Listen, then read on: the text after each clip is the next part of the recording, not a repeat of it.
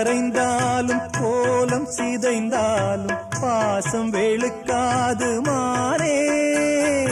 நீரில் குளித்தாலும் நெருப்பில் எரித்தாலும் தங்கம் கருக்காது தாயே. பொன்முகம் பார்க்கிறேன், அதில் என் முகம் பார்க்கிறேன். இந்த பொன்மானை பார்த்து கொண்டே சென்று நான் சேர வேண்டும். மீண்டும் ஜென்மங்கள் மாறும் போதும் நீ என் மகளாக வேண்டும். பாசராகங்கள் பாட வேண்டும். பூவே பூச்சு